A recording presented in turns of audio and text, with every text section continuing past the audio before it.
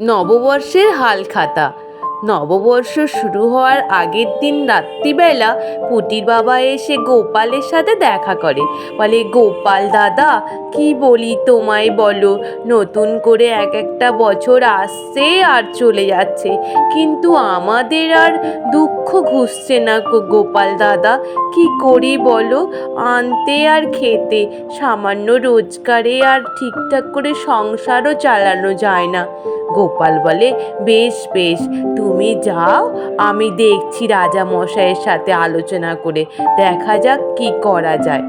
তারপরের দিন সকালবেলা হতে গোপাল রাজসভায় যায়। রাজসভায় যেতে অমনি রাজামশাইকে বলে, রাজামশাই, নতুন বছর তো শুরু হবে রাত পোহালে, তাই ভাবছি কি আমাদের রাজ্যে গরিব চাষিদের যদি একটু হালখাতা করে যদি ওদের ঋণ দেওয়া হতো, তাহলে হয়তো ওরা কিছু একটা বড় করে ব্যবসা শুরু করতে পারতো, তাহলে ওদের আর্থিক অভাবটা মিটে যেত। রাজামশাই বলে, বেশ বেশ গোপাল, ভালো বুদ্ধি দিয়েছো, তাহলে তাই হোক। তারপর রাজামশাই রাজি হয়ে যায়। রাজামশাই বলে, বেশ, নববর্ষের দিন হালখাতা করা হোক। অমনি মন্ত্রীমশাই মনে মনে ভাবে, এই রে, এই হালখাতা করলে কিছু রোজগার করা যেতে পারে। অমনি বলে, হ্যাঁ হ্যাঁ রাজামশাই, গোপাল ভালো প্রস্তাব দিয়েছে, হালখাতাই করা হোক। ওই হালখাতা আমি নইলে করব, ঋণ দেওয়ার ব্যবস্থাটা আমাদের বাড়িতেই করা হবে রাজামশাই। রাজামশাই বলে, বেশ মন্ত্রী, তাই না হলে হবে। আমি তাহলে ঘোষককে দিয়ে ঘোষণা করে দিচ্ছি। ঘোষককে দিয়ে চারিদিকে ঘোষণা করে দেওয়া হয়।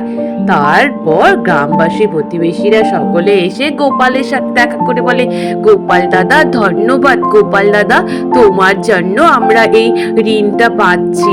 সত্যি তুমি না থাকলে আমাদের যে কি হতো। তারপর নববর্ষের দিন হালখাতা শুরু হয়। মন্ত্রী মশাইয়ের বাড়িতে সকলে লাইন দিয়ে ঋণ নিতে থাকে। ওদিকে মন্ত্রী মশাই বটাঘটাকে নিয়ে চালাকি করে 55 টাকা করে ঋণের পরিবর্তে ওদেরকে 50 টাকা করে ঋণ দেয়, আর 5 টাকা করে উনি নিজের পকেটে রেখে দেয়। আর গরিব মূর্খ চাষিরা ওরা না বুঝে ওরা 50 টাকা করে মোহর ঋণ নিয়ে চলে যায়। ওদিকে গোপাল মনে মনে চিন্তা করে যে না, কিছুতেই মন্ত্রী মশাই নিশ্চিত গরিব চাষিদেরকে সঠিক ঋণ দান করবে না, আমাকে একটু দেখতে হবে। তার জন্য গোপাল ছদ্মবেশ ধারণ করে ওখানটায় চলে যায় ঋণ নেওয়ার জন্য। ঋণের লাইনে যখন দাঁড়িয়ে তারপর শুনতে থাকে যে ঋণ দান 55 টাকার পরিবর্তে 50 টাকা দিচ্ছে, এই দেখে গোপাল মিছিমিছি ঋণ নিয়ে সোজা রাজামশাইকে গিয়ে জানায়। রাজামশাই গিয়ে বলে, এই কি গোপাল, মন্ত্রী এইরূপ করে গরিব চাষিদেরকে 55 টাকার পরিবর্তে 50 টাকা করে মোহর দিচ্ছে, 5 টাকা করে ওনার নিজের পকেটে রেখে দিচ্ছে। চলো এক্ষুনি হাতে নাতে মন্ত্রী বেটাকে ধরতে হবে। তারপর রাজামশাই, সভাসদ, সেনাপতি, গোপাল সকলে মিলে মন্ত্রীমশাইয়ের কাছে এসে উপস্থিত হয়। তারপর হাতে নাতে মন্ত্রীমশাইকে ধরে ফেলে।